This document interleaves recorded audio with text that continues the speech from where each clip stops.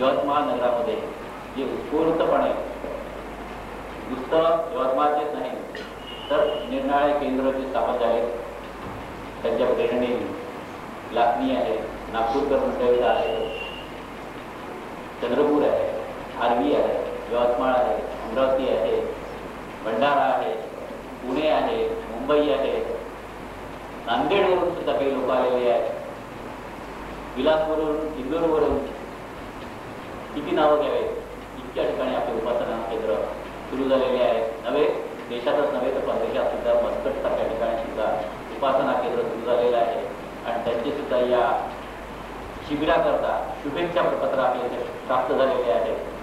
तर असं हे जे विशाल बाबांचं स्वप्न होतं ते साकारत होत असताना आपणा सर्वांना निश्चितच आनंद होत असेल.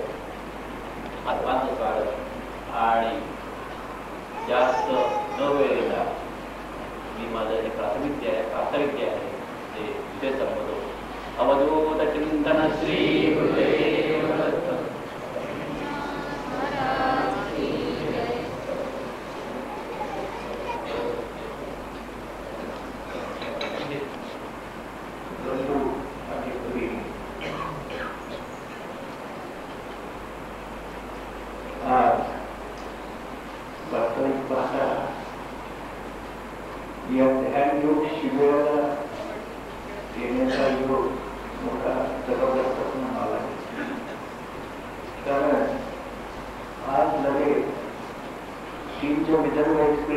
मुंबईला जायचं ठरवलं आहे. फक्त नागपूरवरून न बसता धामणगाववरून बसायचं आहे.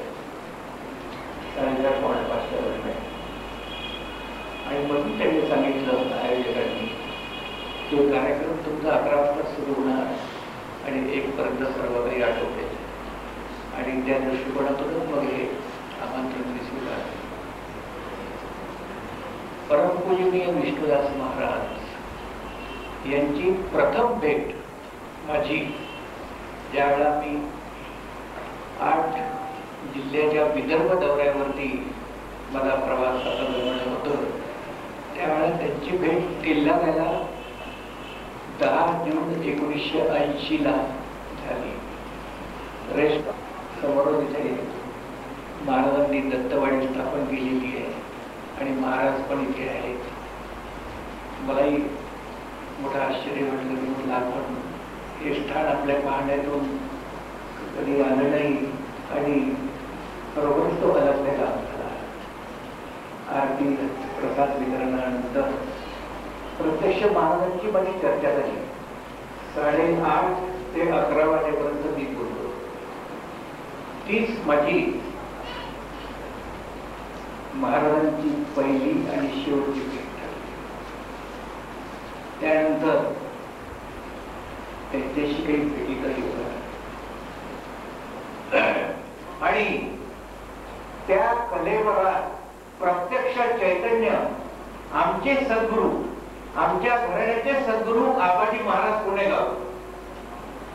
कारण की आईवडील आमचे दरवर्षी यात्रेला जायचे महाराजांच्या आणि त्याला त्यांनी सांगितलं की यावेळा प्रत्यक्ष तुम्ही आमच्या घरी या आणि यावेळेला प्रत्यक्ष तुम्ही आमच्या घरी या आणि या वेळेला जर मुलगा झाला तर आम्ही तुमचंच नामाभिधान करणार.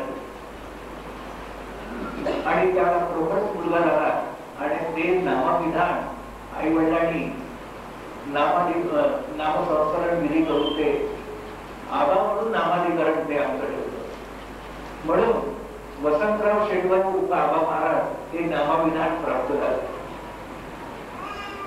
आता हे संस्कार करण्यामध्ये असलेलं शुद्ध चैतन्य त्या चैतन्याला गुरु बंधू आणि गुरु भगिनी यात असलेलं शुद्ध चैतन्य विष्णुदास महाराजांचं त्यांच्या चरणी कोट्यावधी नमस्कार घालून आज 2 शब्द बोलण्याकरता मी धाडस करतो.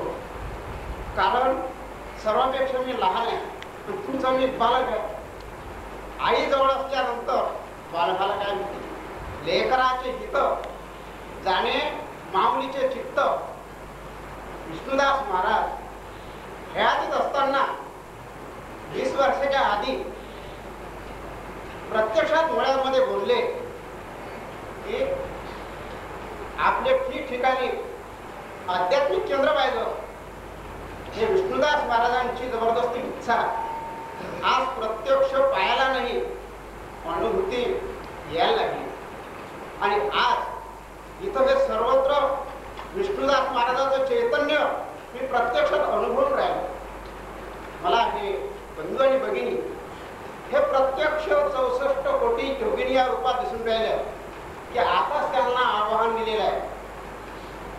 एक वेळ आमचे गुरुबंधू लोखंडकारला ते महाराज म्हणत की लोखंडकार, सुपारीचा गणपती मांडला तर सुपारीचा नाही, प्रत्यक्ष गणपतीला आपण आवाहन केलेलं आहे.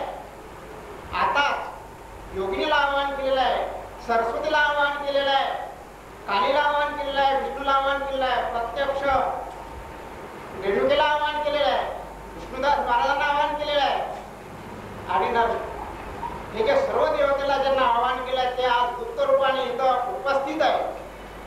म्हणून सर्वांच्या चरणी प्रार्थना करून कळकळीची प्रार्थना हीच आहे की बाबांनो, प्रत्येकात जे मंथोनी नवनिता तैसे घे अनंता वाया व्यर्थ कथा सांडी मार्ग. म्हणजे नवनीत की आज खरोखर अनंत जन्माचं जे पुण्य उदयाला सर्वांचं हे बंधू भगिनीचं हे मत भाग्य की विष्णुदास महाराजांचं स्मरण करण्याकरता, गुरुचं स्मरण करण्याकरता आपल्याला मिळालं. श्रीयुत वसंत एकनाथ किडे यवतमाळ यांचा सत्कार आपले अध्यक्ष श्रद्धेय दादासाहेब चोळकर गुरुजी करतील.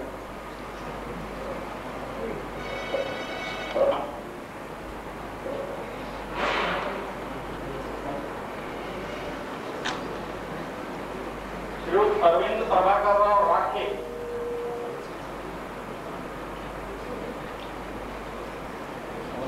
आपला महाराष्ट्रीयन सगळ्यांना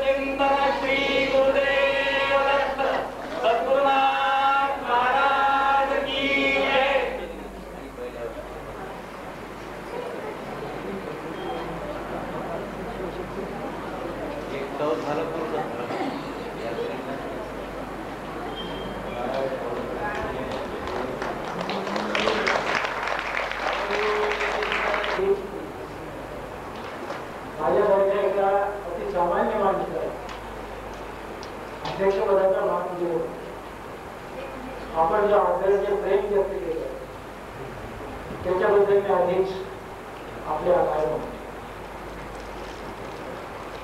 म्हणजे महाराजांचा सहवास अनेक वर्ष झालं. त्याच्यापासून आम्ही काय मिळवलं वेगळा प्रश्न.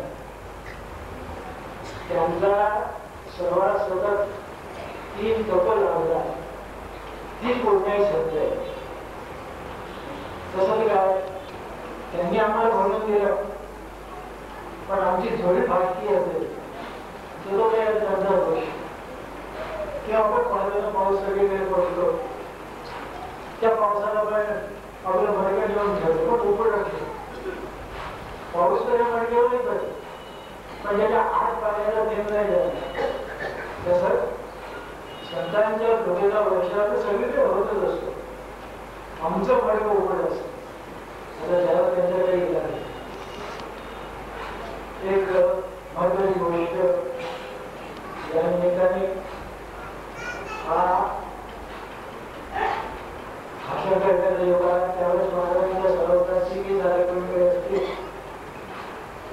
त्या झाल्याकडूनशी तुलना केली तर अगदी सांगितली की माझी गणना ही आधी कोणतं साडेसात करावी लागेल. बोलण्याचा तुम्हाला आधीच कंटाळा आहे. आमच्या वक्त्यांनी माझी पुष्कळ जबाबदारी कमी करून टाकली. काही शिक्षक असल्यामुळे 30-35 वर्ष बोलण्याचा त्यामुळे आता वाटतं की ते बोलतच राहायचं सारखं. आणि दुसरी गोष्ट की तिथे काय आहे की 4 भिंतीच्या 30-40 वर्षांच्या समोर आपलं ज्ञान दाखवण्याची मिळावी गोष्ट आणि आपल्यापेक्षा साधनेने कर्माने ज्ञानाने पुस्तकामुळे घरी असलेल्या लोकांसमोर काही बोलणं हे जरा धाडसच का, पण आपल्या प्रेमामुळे ते धाडस आम्ही करतो. या शिबिरासाठी आपण फार परिश्रम घेतलेले याची जाहिरात सुद्धा मी वर्तमानपत्रात पाहिली होती या कार्यक्रमासंबंधीची. त्यामुळे जो काही विचारामध्ये सांगतो आपल्याला कारण काय की ती जाहिरात आमच्यासाठी थोडी खटकली. अध्यात्म आणि अध्यात्माशी संबंधित गोष्टी हा जाहिरातीचा विषय आहे असा मला इथे वाटलं. कदाचित त्यावेळेस ती परिस्थिती असेल आणि तसेच संस्कार म्हणजे पहिल्यापासून झाले. उद्देश काय असतो माहित नाही, केवळ गर्दी जमावी हा उद्देश नसेल, पण आपल्या रक्तवाहिनीवरती खूप कार्यक्रम होत असत, चांगले चांगले कार्यक्रम होत असत. मोठमोठाले वक्ते प्रवचनकार कीर्तनकार यायचे, परंतु अशा रीतीचं काही त्याचं प्रकटन वर्तमानपत्रातून झाल्याचं मला आठवत नाही. इतकं काय इतर गावामध्ये सुद्धा त्या कार्यक्रमाची कोणतीही जाहिरात नाही. ज्यांना त्या विषयाची आवड आहे, उत्सुकता आहे, ती माणसं आम्हाला येऊन विचारायची बाबा काय आहे, आणि बरोबर त्याच्या आवडीची माणसं, त्याच्या गोष्टीची माणसं ती वेळेवर काही लोक गावात सांगायची का ते आम्हाला माणूस म्हणावा येतो तर आम्हाला माणूस येतो तर दुकानाला असतात आम्हाला माहीत नव्हतं असं थोडीच आहे. पण आम्ही त्यांना सांगत असतो की तुम्ही असा उलटा विचार का करता. मठावर येणारा माणूस दारू देतो, मठावर येणारा माणूस जोगा खेळतो, याच्यापेक्षा जुगारी आणि दारू देतो ज्यांना तर मठावर येण्याची बुद्धी व्हायला पाहिजे असं नाही म्हणते. आणि आम्ही हा मठाचा विषय समजतो की त्याचा प्रभाव आता किती वाढत चाललेला आहे. आणि हे लक्षात ठेवलं की माणूस 100% वाईट कोणता असतो, त्याच्या आत कुठेतरी चांगलपणाचा कोपरा असतो. गुरुपौर्णिमेने योगायोगाने जर त्या भागाला धक्का लागला तर त्या माणसाचं संपूर्ण परिवर्तन होऊ शकते. तर हा याच्या मागे एक विचार असलेला हा जाहिरातीचं युग आहे आणि साहेबांना थोडासा प्रसिद्धी वगैरे याची त्यावेळेस मोह पडू शकतो. म्हणून या निमित्ताने आज एक विचार आला थोडासा आणि असल्याबद्दल आहे.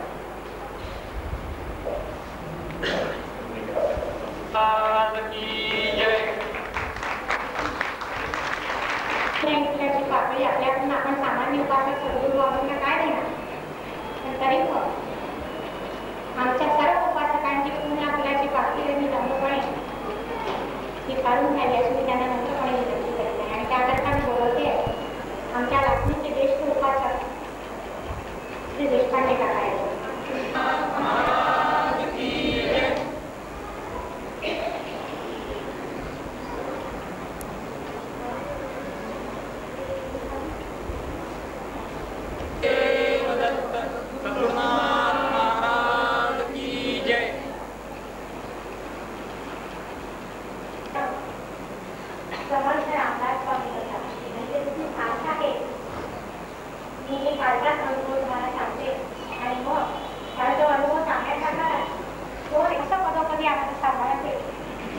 आम्ही नागपूरहून निघालो. श्री रेणुका, श्री महालक्ष्मी आणि श्री जगदंबा अशा आमच्या बसेसना नावं दिली होती. आणि येता येता श्री महालक्ष्मी ही आमची बस काही अपरिहार्य कारणामुळे काय कारण होतं आम्हाला कळलं नाही, पण मागे राहून गेले. आणि परमपूज्य सद्गुरुदास महाराज समोर आमच्या समोर काढत होते. जोपर्यंत श्री महालक्ष्मीची बस त्यांच्या दृष्टीपथात आली नाही तोपर्यंत ते पुन्हा आमच्या सोबत असलेले पुन्हा मागे गेले आणि त्या बसला सोबत घेऊन आमच्या बरोबर आले. आणि त्यांनी सांगितलं त्या तिन्ही बसेस मी जर माझ्या बरोबर आणलेल्या आहेत तर त्या माझ्या सोबतच राहतील. आणि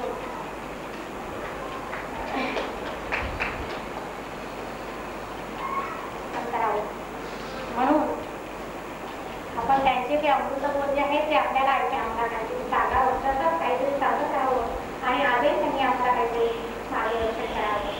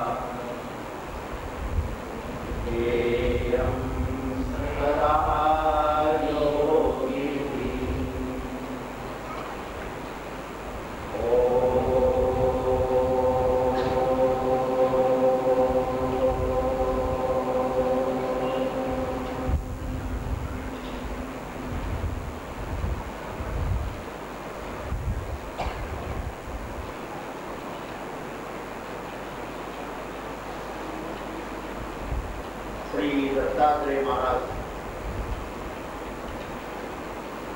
श्री पादश्री ज्यांचे पवित्र चरण आपल्या या शिबिरस्थानाला लाभलेले आहेत हे परमपूज्य आबा महाराज शेणवई अगदी बालपणापासून परमपूज्यने विठुदास महाराजांनी यांचा पुत्र सांभाळ केला. दत्तबागेची अभिनव अशा प्रकारची रचना त्यांच्या माध्यमातून त्यांनी पूर्ण केली. असे माझे सद्गुरु भक्तिपरायण गुरुबंधू परमपूज्य विठ्ठलनाथ महाराज विठोळच्या नारायण मठामधून आपल्या या सोहळ्यासाठी मुद्दाम उपस्थित झालेले मानेगाव इथले आपले संत गुलाबबाबा महाराज यांच्या दरबारचे एक निष्ठावंत उपासक काशीरामजी डोंगरे प्रतिवर्षी भागवत सप्ताह साजरा करून ते आपल्या सद्गुरूंचं चिंतन करत असतात. त्याच मानेगावला हनुमंत मंदिराची स्थापना करून त्या माध्यमातून अखंड अन्नदान करणारे आमचे दुसरे गुरु भक्तिपरायण मानेगावचे कोंडीराव निखाडे माहूर आणि शिर्डीला सतत पदयात्रा करून आणि नुकताच त्यांनी भंडाऱ्याला परमपूज्य आबा शेणगाव कर्णकार बबनराव सोडे त्या समवेत अगदी सुरुवातीच्या काळापासून राहिलेले परमपूज्य दादासाहेब सोळकर गुरुजी, बंधुतुल्य ज्येष्ठ स्त्री मामासाहेब डुकरे, गुरुवर्य भैयाजी सहस्रबुद्धे, आज आपण या ठिकाणी ज्यांच्या मुखातनं वेदमंत्रांचं उच्चारण ऐकलं ते सर्व वेदशास्त्र संपन्न बाळासाहेब जोशी, बाळासाहेब नायगावकर, यशवंतराव भीष्म, अण्णासाहेब हातवळणे आणि शरदराव जोशी ज्या आमच्या माता भगिनींनी या ठिकाणी श्रीसूक्त पठण केलं, श्रवण आपण त्याचं केलं, त्यांच्या प्रमुख अनिताताई महावर, त्यांच्या सर्व सहकारी भगिनी,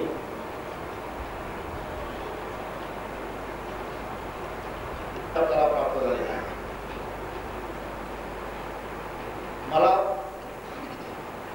राहून राहून आनंदाच्या उकळ्या तर फुटतातच आहे, पण एक सुखद आश्चर्य वाटतंय की 2 वर्षापूर्वी ज्या यवतमाळला आपलं उपासना केंद्र नव्हतं त्या यवतमाळला एवढं मोठं शिबिर पेरण्याची ताकद 2 वर्षामध्ये कशी काय?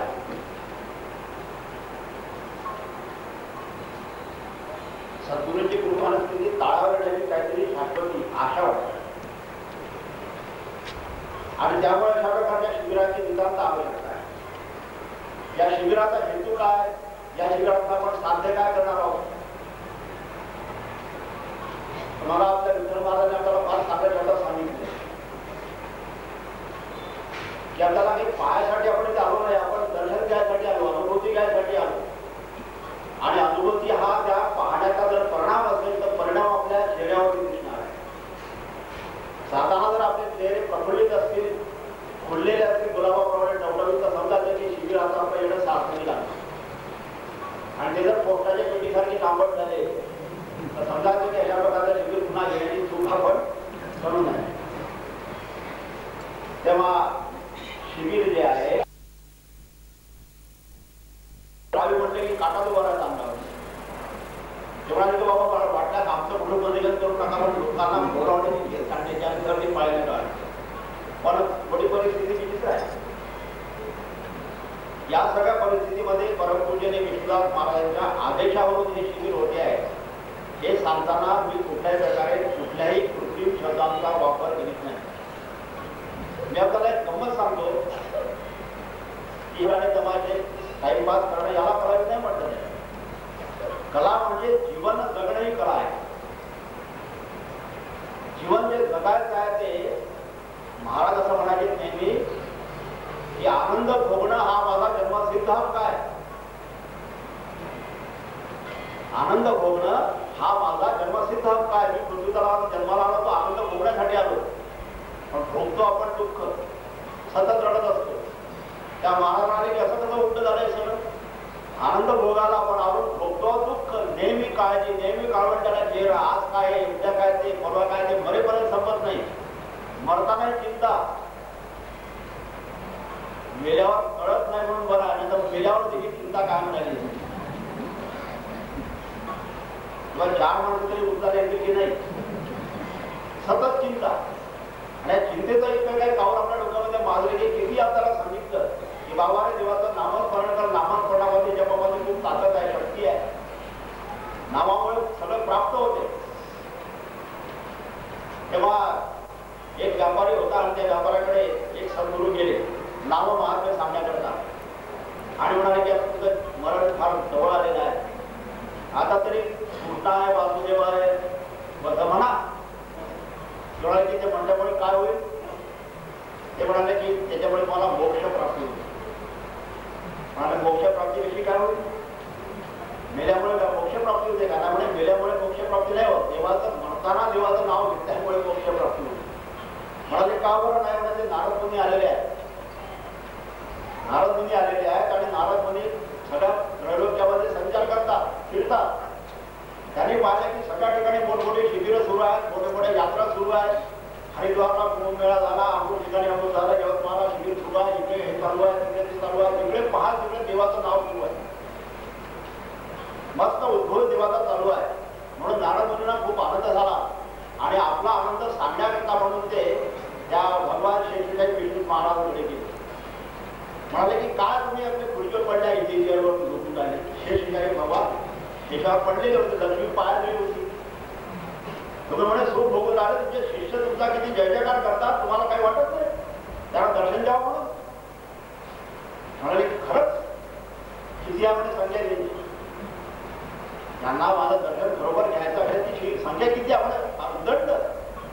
शिर्डीच्या साईबाबाकडे गेलो तिथे तुमची नाव लोक घेऊन आले, शेगावला गेलो तिथे तिथे तुळजापूरला गेलो, पंढरपूरला गेलो, बद्रीनाथला गेलो, कुठे कुठे सांगू म्हणाले, जिथे जा तिथे तुमचं नाव चालू. आणि इतके सगळे हजारो करोडो भक्त तुमच्या दर्शनाकरता आतून झालेले आहेत. दर्शन द्यायचं सोडून फक्त बद्रीनाथ म्हणजे या ठिकाणी झोपलेले शेरी काही शेषावरती इतके थंड तुम्ही कसे काय झाले.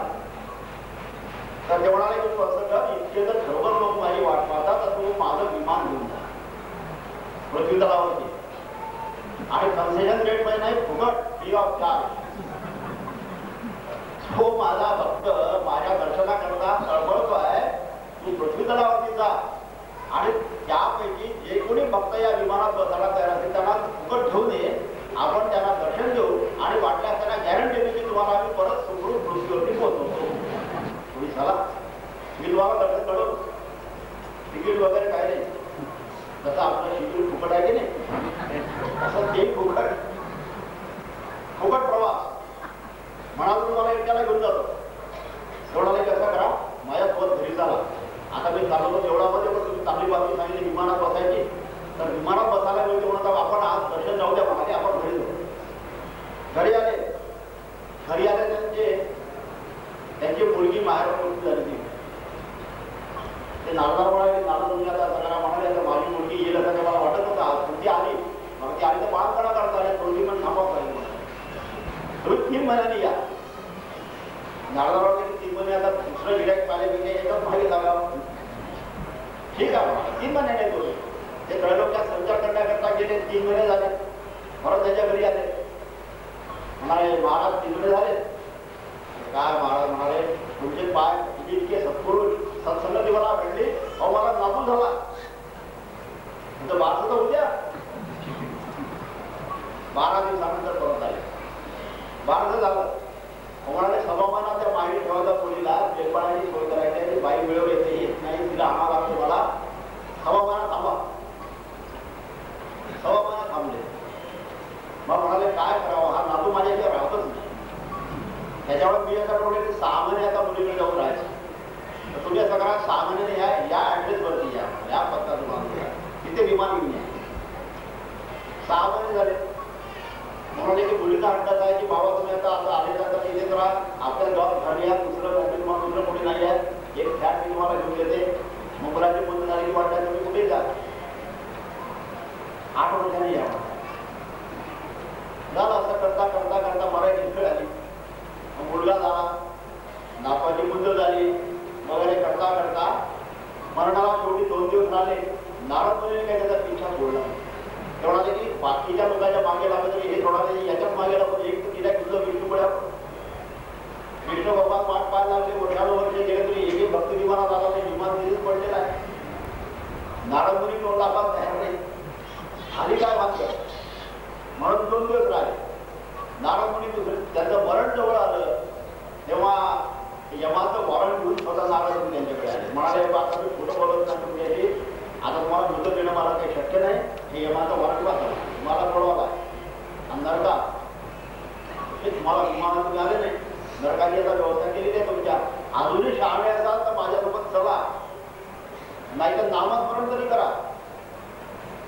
तेवढा किंवा ठीक आहे, तर मराठी मिळालेली आहे, तुम्ही जर मला खरीदा दाखवला येऊन राहिल्याचा तर सांगा आता काय नाव घ्यायचं ते. तेवढा काय वासुदेव वासुदेव म्हणत ना, वासुदेव नावामध्ये खूप ताकद आहे. आपल्या शिबिरामध्ये वासुदेव आला ना काळेगाव, वासुदेव कृष्णाचं नाव आहे बरं. ही त्या मुलांनी घोटली, त्याची जिभेल लावली आणि म्हणाले की आजोबा काही शेवटची तुमची इच्छा आहे का.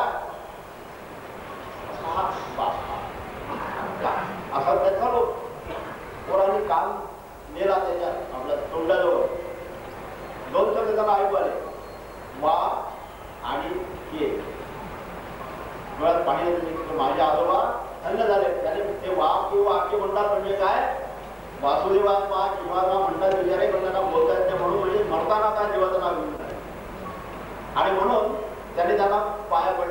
बाबा आजोबा धन्य आहात तुम्ही, मर्दाना तुम्ही देवाचं नाव घेतात आणि डोळ्याचं पाणी यायला लागलं. तेव्हा त्या म्हातारे खाट केली त्याही अवस्थेमध्ये त्याच्या घरात ना. आता सूत शेखर मात्रा दिल्यामुळे त्याला जोर आला होता. ते म्हणा की चाल आपण ते मारता का आवर आले म्हणा मुलगा हे वासरू केरसुणी खात्या दुकानात तुम्ही इथे काय बसला. मी मरेल त्याच्याकडे पाणी तरी बसल्यानंतर गिरायक आपलं तिथे बोललं ना ते दुकानात नुकसान होईल ना. आठवण फार कठीण आहे. त्याच्यासाठी इंद्रियांना लहानपणापासून वळण द्यावं. मालकीचा दांडा जो असतो तो जर वापरायचा असेल तर तो लाकूड उरवताना वापरावा लागतो. तिथं लाकूड ते जुनं झालं मग तो वाकेल काय नाही वाकत, त्याची मालकी तयार नाही होऊ शकत. तसं आपलं जोपर्यंत कोवळं मन आहे, जोपर्यंत सगळी इंद्रिय शाबूत आहे, तोपर्यंत जर आपण जप केला, तोपर्यंत आपण जर नामस्मरण केलं, खरंच आपलं भविष्य उज्ज्वल होईल. मरताना आपल्याला सुखासमाधानाने मरता येईल. पुनश्च त्या संसार चक्रामधून आपण जे गुरफटले गेलो आहोत त्या चक्रामधून आपली मुक्तता होण्याची शक्यता आहे असं आपल्याला सगळे संत सद्गुरू सांगतात. आणि त्यामुळे जपाचं महत्व आहे. जप करायचा. हा जप कशासाठी करायचा तर आपण पाहिलं. आता जप करणारा जो आहे, आता आजकाल खूप संख्या वाढली आहे जप करणाऱ्याची. अनेक ठिकाणी आपण पाहिलं 1 कोटी जप पूर्ण झाला, त्याचा 2 कोटी जप पूर्ण झाला, कोणाला 13 कोटी जप पूर्ण झाला. एक 13 कोटीचा आवर्तन संपलं की या दुसऱ्याकडे जातो, पुन्हा 13 कोटीचा जप करायला. इथं झालं की तिसरीकडे जातो आणि ते यांत्रिक जप सगळं सुरू झालं. चरकाचार्य महर्षी चरक, हे महर्षी चरक आम्ही आपल्या आयुर्वेदावरती सगळं संशोधन केलं. ज्या ठिकाणी वनस्पतींचा सगळा अभ्यास केला, पृथ्वीतलावरच्या सगळ्या पोषक द्रव्यांचा धनाचा अभ्यास केला आणि त्यांना वाटलं की आपण प्रत्येक रोगावरती एक औषध निर्माण केलेलं आहे आणि माणसाने निरोगी 100 वर्षापर्यंत कसं राहता येईल याचं सुंदरपणे आपण या ठिकाणी चित्रण या ग्रंथामध्ये केलेलं आहे. जरा काय करायचं महर्षी चरकांनी त्यांना वाटतं. आणि म्हणून आपण जे काही लिहिलं ते लोकांनी वाचलं की नाही, एका पक्षाच्या रूपामध्ये असे उलट उलट एका गावामध्ये औषधाच्या बाजारपेठेमध्ये आहे. पूर्वीच्याकडे औषधाच्या बाजारपेठा असायच्या, पेठा असायच्या, वैद्यांची गोळी दुकान असायची. आणि मग हे एका वृक्षावरती बसले, पक्षाच्या रूपात होते चरक, आणि त्यांनी एका पक्षाचा आवाज काढला, कोरुक कोरुक कोरुक. कोरुक म्हणजे कोण निरोगी आहे. आता त्या काळच्या वैद्याच्या उपचारात ते तपश्चर्या करणार. वैद्य म्हणजे डिग्री घेणारे नव्हते. आयुर्वेद कुठेही घेत आहे आणि त्यामुळे त्याला उपासनेचं तपाचं सामर्थ्य असायचं. त्यामुळे हा कोरुक शब्दाचा नेमका अर्थ वैद्यराजांना कळला की कोण निरोगी आहे. तेव्हा एका वैद्याच्या पक्षाकडे पाहून प्रणाम केला आणि म्हणाले की च्यवनप्राश महाराज, च्यवनप्राश घेणारा निरोगीला नाराज झाले चरकाचे. दुसऱ्या ठिकाणी गेले, कुणाचं कोरुक कोरुक आवाज काढला. ते म्हणाले की ते सुवर्णभस्म उत्तर दिलं आहे. सुवर्णभस्म घेतलं, मकरध्वज खाल्ला, शिलाजीत खाल्लं, निरोगी राहतो. नाराज झाले, म्हणाले की आपण सगळं शिक्षण लोकांना आपण जे काही शिकवलं ते सगळं व्यर्थ गेलं. आणि हातात घेऊन ते एका नदी किनारी गेले आणि त्या ठिकाणी एका झाडावरती पुन्हा बसले. त्या ठिकाणी त्यांचा पट्ट शिष्य नदीचा घाट सोडून याला निघाला आणि त्याच्या कानावरती आपल्या त्या पक्षाच्या रूपाचा गुरुदेवाचा आवाज पडला, कोरू कोरू कोरू. आणि मग हात जोडून त्या आपल्या पक्षाकडे पाहिलं, त्याच्या लक्षात आलं की आपले गुरु महाराज आहे. त्यांनी नमस्कार केला त्यांना गुरु म्हणून. म्हणाले गुरु महाराज, आपण आज या पक्षाच्या रूपात दर्शन देऊन मला धन्य केलं. आपल्या प्रश्नाचं उत्तर मी आपल्याला देतो. कोरू त्यांनी सांगितलं, ही भूक मी भूक मृत भूक. आणि बापटा शाबास, तू मला खरं ओळखलंस, तू खरा वैद्य आहे. त्या ठिकाणी त्याने 3 शब्द वापरले. निरोगी कोण राहील. निरोगीचा अर्थ शारीरिक नव्हे, निरोगी सगळ्या प्रकारे. मेंदू निरोगी असला पाहिजे, मन निरोगी असलं पाहिजे आणि शरीर निरोगी असलं पाहिजे. तपा आवश्यक आहे आणि तपा करता या 3 गोष्टी आहाराच्या आवश्यक आहे असं वाटकोणाने सांगितलं. पहिली गोष्ट कुठली आहे, हित भूक. हित भूक याचा अर्थ जे आपल्याला आपल्या शरीर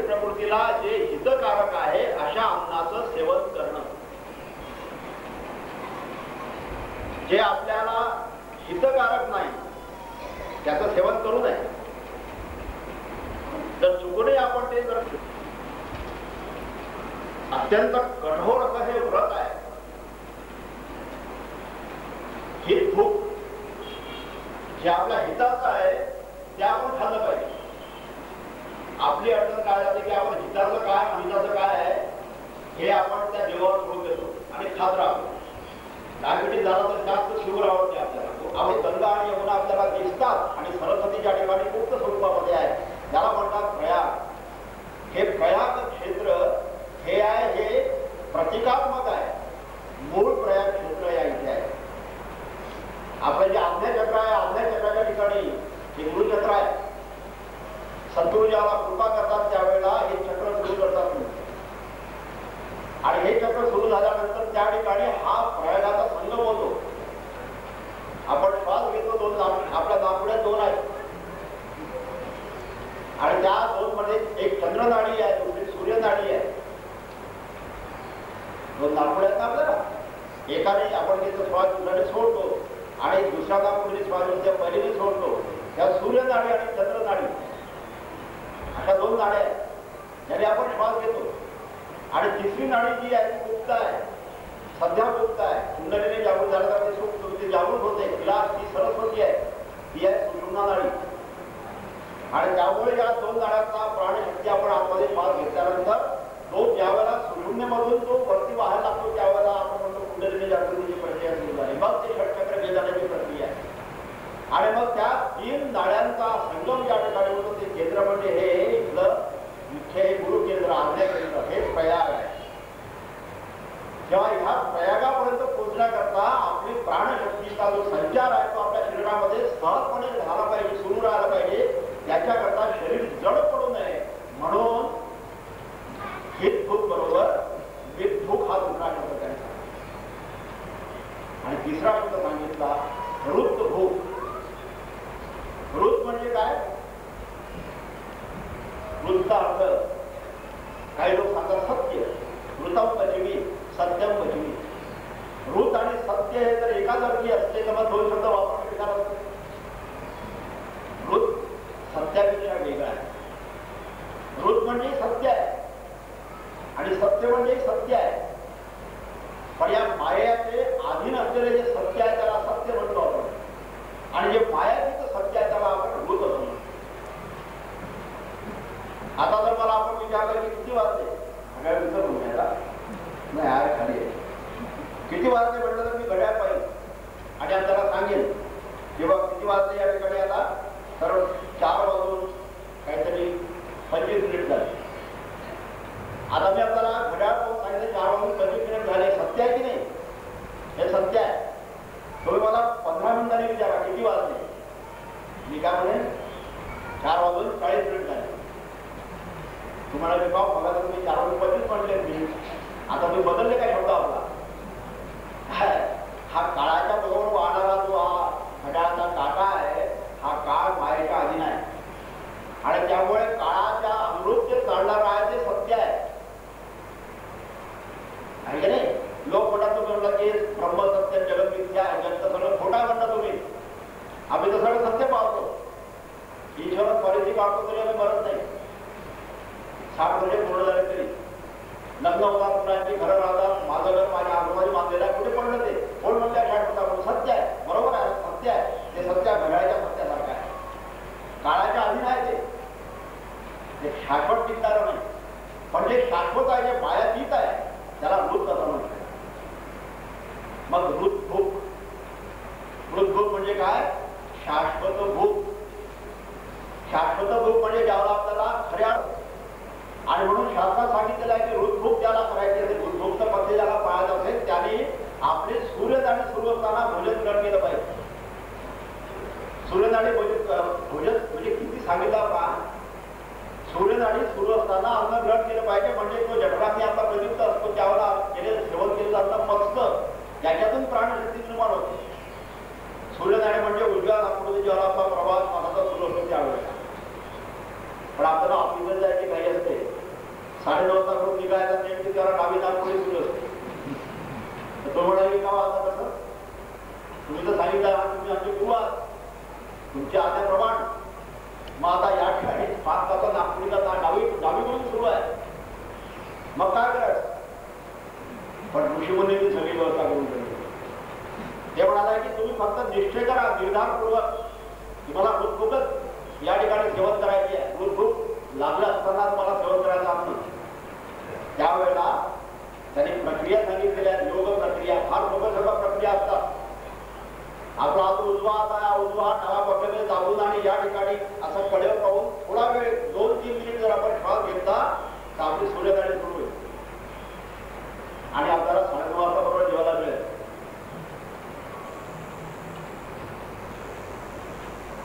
जप करताना आपली जी 5 फूट आहेत 5-5 10 या 5 फुटाचा संबंध आपल्या पूर्ण शरीराची आत्म्याची बुद्धीशी आणि विशाल अशा या बुद्धीशी आहे. जप करताना जर आपण अशा प्रकारच्या मुद्रेने जप केला शांत चित्ताने निर्विकार होऊन तर आपल्याला असं लक्षात येते की असीम अशा प्रकारची मनशांती आपल्याला प्राप्त होईल. शिबिरात आपण जेव्हा तुम्ही 5 फुटा आपल्या स्वरूपात निर्विचार होऊन मनशांती करता फक्त अशा प्रकारची मुद्रा करून ओंकाराला जप करा. नाम जेव्हा गुरु देतील आपल्याला तेव्हा देतील. पण ओंकार इथं साक्षात ब्रह्म आहे. त्यामुळे ओंकाराच्या 3 महत्वाचा जप सांगितलेला आहे. 3 महत्वाचा जप जो आहे तो आपण या पद्धतीने करू शकतो. मुद्रा धारण करून ओंकार म्हणायचा आहे. एक मात्रेचा ओंकार जर आपला साधला तर आपल्याला पृथ्वीलोक प्राप्त होतो असं गायत्री मंत्रामध्ये म्हटलेलं आहे. गायत्री विज्ञानामध्ये म्हटलेलं आहे. पृथ्वीलोक प्राप्त होतो म्हणजे आपल्याला पोटापुरतं अन्न कायम मिळेल. ज्याला किमतीची चाड आहे त्याला भरपूर किमती मिळेल. लोक सध्या जाहिरात देण्याचं काम नाही पडणार. आपोआप प्रसिद्धी मिळेल. जपात ताकद आहे. एक मात्रेचा जप जर केला तर ओंकाराचा नसतो. दुसरा 2 मात्राचा जप आपण जर केला तर त्याच्यामुळे चंद्रलोकाची प्राप्ती होते. पहिल्या मात्रेच्या जपामुळे काय होईल आपल्याला अनेक प्रकारचं अनेकविध ऐश्वर्य प्राप्त होईल. नाना प्रकारची कीर्ती मिळेल, ऐश्वर्य मिळेल, पैसा मिळेल, धनदौलत मिळेल, मोटार गाडी मिळेल, घरदार सगळं काही मिळेल. पण मनशांती नाही मिळणार. 2 मात्राचा जप केला तर आपल्याला चंद्रलोकामध्ये प्रवेश मिळेल म्हणजे मनशांती मिळेल. पहिलं तर मिळेलच पण दुसरंही मिळेल. म्हणताना ओठ पूर्णपणे बंद ठेवून दात पूर्णपणे बंद ठेवून नाकामधून तो ध्वनी बाहेर पडला पाहिजे. नाक त्याला म्हणतात नाद. हा नाद आपण रोज सातत्याने 15 मिनिटं जरी केला तरी आपल्याला अनेक भौतिक इच्छा पूर्ण होतील.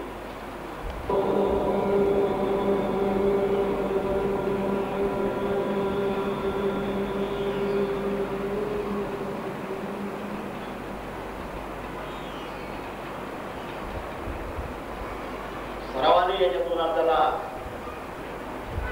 एक आगळ्या प्रकारचा नाद आपल्याला ऐकता येईल. हा 1 मात्रेचा जप झाला. 2 मात्रेच्या जपामध्ये हा जो ओम हा बाहेरून म्हणायचा नाही आहे.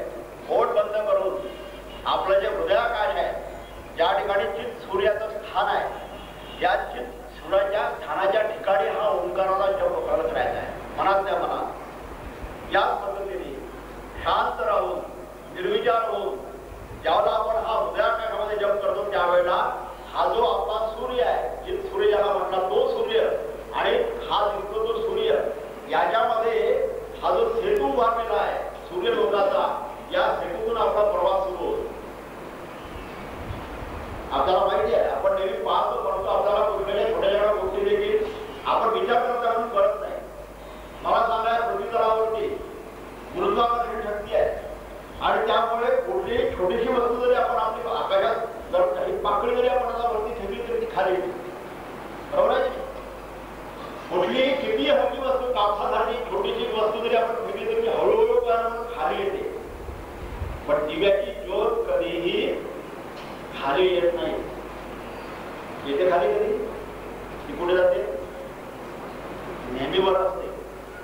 कारण काय ते अग्नितत्व आहे ते सूर्यतत्व आहे. आणि त्यामुळे ज्यावेळेला आपण 2 मात्रांचा ओंकाराचा जप आपण करू याप्रमाणे शांत चित्त राहून मन शांती त्याच्यासोबत मिळेल. मिळालेला पैसा आनंदाने आपल्याला भोगता येईल. मिळालेलं सुख आपल्याला कुठल्या प्रकारे दृष्ट न लागता भोगता येईल. जीवन अतिशय सुखात जाईल. आपण प्रतिभा संपन्न बनू. सदैव मन शांतीचा अनुभव आपल्याला येईल. किती प्रकारचे आघात आपल्याला झाले तरी आपलं मन कधी अप्रसन्न राहणार नाही. हा 2 मात्रेच्या माझा भाग आहे. हा याचा संबंध, पहिल्या मात्रेचा संबंध, पहिल्या जपाचा संबंध 1 मात्रेच्या आपल्या काही काय तो म्हणून आपल्या स्थूल देहाशी संबंधित आहे. स्थूल देहाला जे जे काही लागते ते सगळं त्यातनं प्राप्त होईल. दुसरा जो जप आहे 2 मात्रांचा, तो आपल्या सूक्ष्म देहाशी निगडित आहे. तो सूक्ष्म देह अग्नीमध्ये कधीही जळत नाही. संत सत्पुरुष ज्या वेळेला पूजनीय कृष्णदास महाराजांचा आपल्या आम्हाला अनुभव आहे. सगळ्या सत्पुरुषांचे अनुभव आहेत. कारण सगळे साधू एकच असतात. त्यामुळे जे खरे साधू आहेत, किती वेळा जरी आधी गेलेला असला तरीही हा जळलेला नाही. कारण तो वासनेच्या सोबत राहिलेला आहे. आणि म्हणून अक्षरीच ओळखता येते की याच्यामध्ये काय विकार आहे, याचा आवडा स्पष्ट आहे की सुस्पष्ट आहे, तमगुणी आहे का सत्वगुणी आहे, याची प्रगती किती होऊ शकते, जीवाची उच्चार किती होऊ शकते, याला कुठला उपदेश केला पाहिजे, याला कुठला जप सांगितला पाहिजे का याला आखून दिलं पाहिजे, हे सगळं एका क्षणात ठरवतात. त्याच्या मनातलं ओळखतात. त्याच्यामध्ये चमत्कार काहीच नाही. सूक्ष्म देहाशी हा भाग निगडित आहे. आणि आपला सूक्ष्म देह हातून त्याप्रमाणे आपले विचार करतात, त्याप्रमाणे आपले विकार पडावतात. आणि त्यामुळे या जिभेचा संबंध आपल्या काही तपाशी फार जवळच आहे. म्हणून आपण सविस्ताराने विस्ताराने आपण त्या काही तपाचा विचार केला. काही वाचिक आणि मानसिक असं करता करता आपण या साधनेने थोडासा विचार केला, ओंकार साधनेचा विचार केला. आणि त्यानंतर हा विचार केल्यानंतर मग आता प्रश्न असा आहे की तो अशा प्रकारची तपश्चर्या जो करतो त्याला खरोखर फळ प्राप्त होते का? एखाद्या गुरुने त्याला सांगितलेली उपासना आहे आणि मग गुरुच्या जवळ राहून देखील दुर्दैवाने पुष्कळदा तर असं पाहायला लक्षात देखील त्याची बुद्धी वेळेवरती भ्रष्ट होते, बिघडते. अनेक वर्ष संत सत्पुरुषाच्या सहवासात राहून देखील माणसाच्या बुद्धीमध्ये विकृती निर्माण होते. असं का हो? याचं कारण आहे की शिष्य हा जसा तपस्वी असावा तसा तो प्रज्ञावंतही असला पाहिजे. यस्य नास्ति स्वयं प्रज्ञा शास्त्रम तस्य करोति किम योजनाभ्याम विहीनस्य दर्पणं किं करुष्यति. आंधळ्यासमोर जर आपण आरसा धरला तर त्याचा काही उपयोग आहे काय? काही उपयोग नाही. तसा जो प्रज्ञाहीन शिष्य आहे त्याला स्वतःची बुद्धी नाही, स्वतःची प्रज्ञा नाही आहे. आपल्या प्रज्ञेचा उपयोग करून तो गुरुसेवा करू शकत नाही. त्या प्रज्ञाहीन शिष्याला सद्गुरूची कृपा प्राप्त होणे काहीही उपयोग होत नाही. दासबोधामध्ये याच्याबद्दल म्हटलेलं आहे, गुरु पूर्ण कृपा करी परी शिष्य अनधिकारी. गुरु सगळ्यांवरती कृपा करतात, सारखी कृपा करतात. त्यांच्या पुत्रामध्ये कुठे भेसळ नाही, भ्रष्टाचार नाही आहे. गुरु पूर्ण कृपा करी परंतु शिष्य अनधिकारी. तो अनधिकारी कावर आहे? त्याच्याजवळ प्रज्ञा नाही आहे. भाग्य पुरुषाचा भिकारी पुत्र जैसा समर्थाने म्हटलं आहे. प्रज्ञाहीन शिष्य हा एखाद्या भाग्यवान पित्याच्या पोटी आलेला निर्बुद्ध पुत्र असावा अशा प्रकारचा आहे. मुलगी झाला तो सुंदर होती, छान मुलगी होती, शिकलेली कमी होती, 12वी पास, हा इंजिनियर होता. परंतु खूप पाहिलं गोरी गोरी पान दिसायला खूप सुंदर. 12वी एकदा नापास झाली, दुसऱ्यांदा पास झाली. तेवढा चालेल, मला मुलगी मला अनुभव आहे, सुटेबल आहे. लग्न झालं. लग्न झालं त्या लक्षात आलं की आपण चूक झाली. चूक झाली म्हणजे त्या बाईला काही येतच नाही. या मुलीला हा काही येत नाही. तिला सासू शिकवते तरी येत नाही, मी शिकवतो तरी येत नाही. आणि म्हणून त्या सासूची भांडण, नवऱ्याची भांडण असं ते सतत सुरू होत. शेवटी ती सासू वैदावून निघून गेली घरून. वानप्रस्थाश्रमात कुठे गेली तर वृद्धाश्रमामध्ये. दोघं जणांनी नवरा बायको. आणि मग एक दिवस मधून मधून मूळ चांगला राहायचा दोघांचा, कधी कधी बिघडायचा, कधी कधी चांगला मूळ राहायचा. एक दिवस हे नवरोबा आपल्या दिवाळीच्या आधी घरी आले. आल्या तुला गोड बाबती सांगायचे म्हणाले, काय आज मला बोनस मिळाला. आता बोनस म्हणला तर तिला बरोबर त्यांनी जर आता साडीची केस आहे आणि दागिनी साडी तर मिळणार आहे. ही खुश झाली. की म्हणाले की फार छान झालं तेवढ्या की चल आता मला बोनस मिळाला आपण करू आता बाहेर हॉटेलमध्ये काहीतरी खाऊ आणि सिनेमाला जातो नाही हो म्हणाले आपण हॉटेलमध्ये नाही खायचं आज मी तुम्हाला खाऊ घालते शिरा बरं मी तुम्हाला शिरा खाऊ घालते हिला प्रेम दाखवून हिला वाटतं की आता आपण याचा कंपनीचा कौतुक चाललाय यस्यदा अति स्वयंप्रज्ञा शास्त्रम डेव्हलप केली ती म्हणे शिरा खाऊ घालते कोणाला तुला जमणार नाही ग त्याला आता कसं जमत नाही कालाचं पाककलेचं पुस्तक काढून दिलं म्हणत होतो मला पाककलेचं पुस्तक काढलं शिरा बरं का 1 वाटी रवा इतकं तूप 1 वाटी साखर आणि मग त्याच्यामध्ये इतकं पाणी घालायचं असं तर दिलं होतं तिने भांडं आणलं 1 वाटी रवा टाकला त्याच्यामध्ये 1 वाटी तूप टाकलं 1 वाटी साखर टाकली आणि 1 भांड्यावर पाणी उडून दिलं चुलीवर ठेवलं नवरा म्हणाला लवकर तर सिनेमाची वेळ होत आली लवकर जायचं थांबा म्हणा शिरा होतोय आता मला सांगा शिरा होईल काय तो शिरा काही झाला नाही चुलीवर चालवता तो शिरा खतखत खतखत आवाज यायला लागला नवरा म्हणाला काय करत तो पाहत होतो त्याला संपृक्त द्रावण घालत होते डोळाला तुला मी आधी सांगितले तुला शिरा करताना तू कशाला भावनिक पडली डोळाला की शिरा जाणार जाऊ द्या म्हणाले आता खीर बनवली तिने आणखीन 1 लिटर दूध आणून ते टाकून दिलं खीर आणखीन बेतो झालं ते तो रवा फुलाला ते दूध कुठे ते साखर कुठे ते दूध तांबेने त्यात टाकलं 1 लिटर वर थोड्या तुला मी सांगितलं तुला खीर जमणार नाही कशाला खीर द्यायला आपण नाव द्या म्हणाले बरं का म्हणाले की हे जमत आहे ते जमून जन्मावर असं लोक आता तुम्हाला लसी पाहतो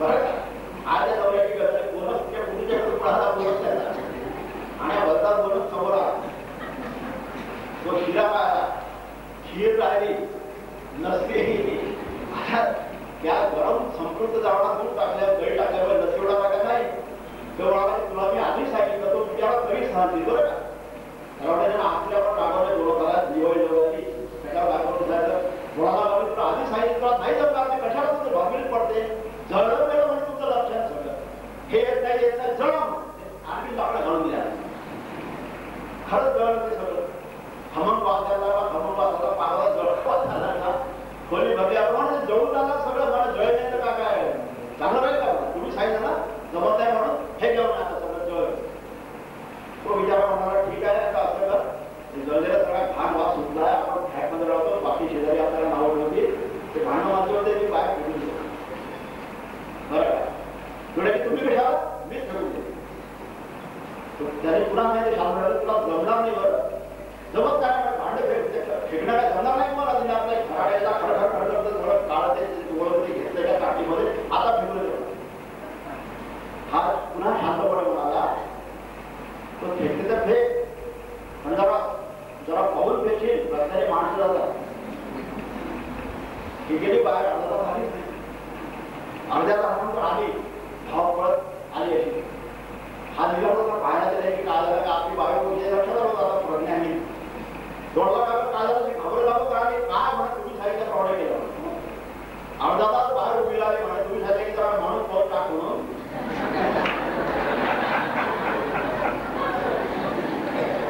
म्हणे काय मिळेल म्हणे घरा लोकांनी काय जातात स्कूटर काय जातात वाईट करणारा माणूस कोणी सापडलाच नाही शेवटी पांढऱ्या डोळीवाला होता म्हणून तो सापडला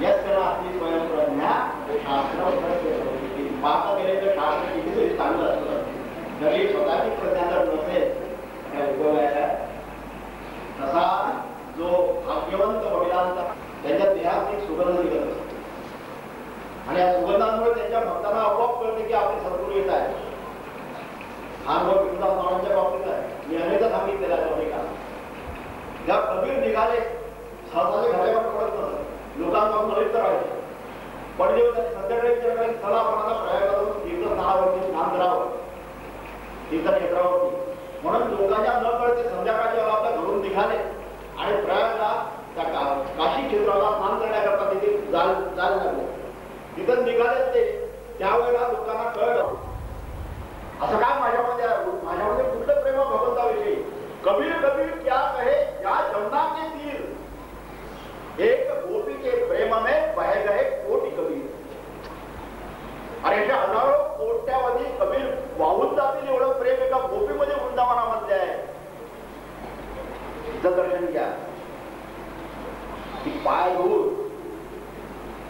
भगवान श्रीकृष्णावर नारद मुनीने आणले. त्या भगवान श्रीकृष्णाला आनंद झाला. म्हणाले की आता तूच सांग नारदा, तूच सांग माझे खरे भक्त कोण आहे? गोपी आहे का तू आहे? अरे तू यापासून हा मातीचा किडा जे लोक कपाला लावतील त्याचं नाव आजपासून गोपी चंदन. आणि तेव्हापासून त्या पांडुरंगाच्या दर्शनाला आपण ज्या गावोद्यावाचे लावतो त्याला काय म्हणतात?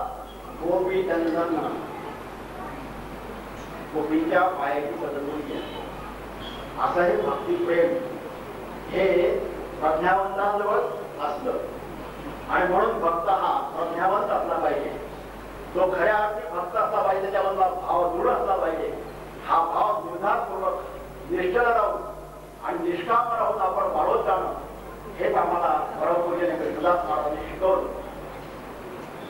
शिकवल्यानंतर त्यांच्या वाटेवरून वाटचाल करता करता आपल्याला अशी जपामुळे आता निश्चितपणे फायदा होणार. जपामुळे आपण पृथ्वी लोक, सूर्य लोक, चंद्र लोकांपर्यंत पोहोचणार. श्रीकाळामधलं सगळं ऐश्वर आपल्याला निश्चितपणे प्राप्त करून त्याच्याकरता तपाची आवश्यकता आहे. आणि तपाबरोबर आपल्याला स्वतःची प्रज्ञा पाहिजे. ही प्रज्ञा आपल्याला जर नसेल तर ती प्रज्ञा देखील आपण कोणाला मागितली पाहिजे? सद्गुरूंना मागितली पाहिजे. म्हणून आपण समर्थाने आपल्याला शिकवलं बुद्धी दे रघुनायका.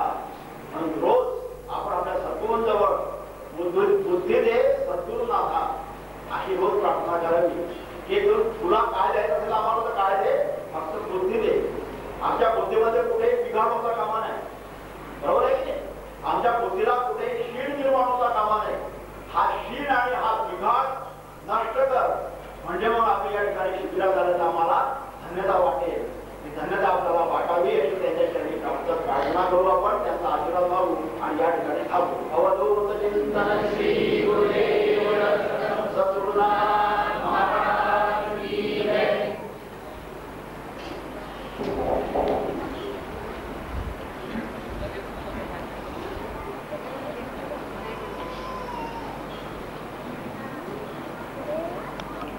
त्यांच्याच प्रेरणेने अनेक कवी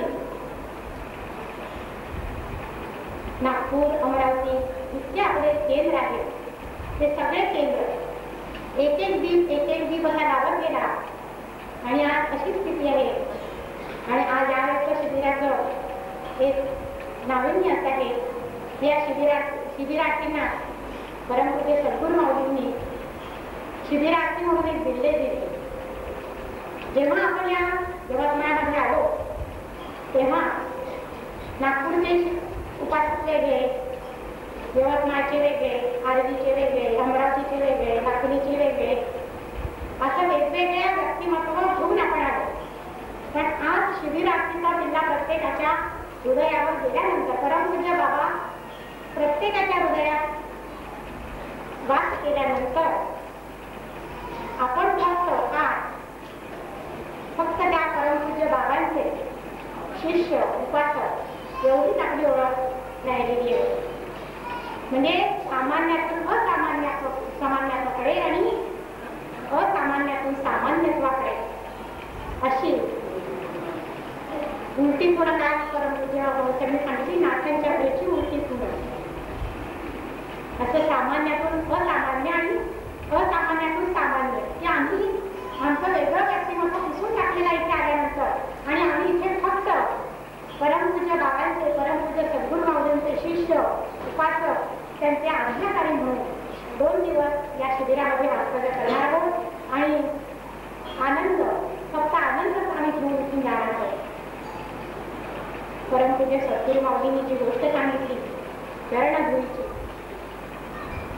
पूर्ण त्यांच्या मार्गदर्शनात पूर्ण आधारात त्यांनी आज पुस्तक शिकवलं. ध्यानधारणा कशी करायची हेही सांगितलं. परंतु ही गोष्ट मला खूप आवडली. कारण या गोष्टीतून आपल्याला त्यांच्या चरणधुळीतून आपण काय ग्रहण करणार आहोत. भगवान श्रीकृष्णाचा ताप गोपींच्या चरणधुळींनी बरा झाला. आमचे विविध ताप सद्गुरूंच्या चरणधुळींनी आज आमचे सद्गुरू हे आहे वास्तव गुण आहे. त्यांच्याकडे आम्ही काहीतरी शिकावं अशी त्याची करुणा आहे. त्यांच्या चरणधुलीतून आम्ही फक्त हे शिकू शकतो की भाव आणि भक्ती हेच त्यांना फक्त हवं आहे. तिथले यवतमाळचे शिबिरार्थी आपल्याला विद्यार्थी उपासक नेहमी सगळं सांगतात की निःशुल्क आहे, निःशुल्क आहे. खरोखरच इथे फक्त आनंद आहे, बाकी कसल्याही व्यथा नाही, कसल्याही चिंता नाही. सगळे आपण आपल्या गावाला आपापल्या गावाला सोडून आलेला आहोत. आणि शिबिराचे अर्थ परमपूज्य सद्गुरू माऊलींनी आपल्याला जो सांगितला तो किती योग्य आहे. आमच्या शील, आमच्यातला व्यवहार, रस्त्यावर आणणारं हे शिबिर आणि त्याला नाव दिलं महाशिबिर. या